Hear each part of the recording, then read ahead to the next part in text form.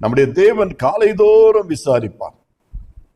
Eden தோட்டத்திலே ஆதி மனிதனாகிய ஆதாமையும் ஏவாளையும் படைத்த பொழுது காலையிலும் மாலையிலும் தேவன் தினந்தோறும் வந்து அவர்களை விசாரிப்பார்.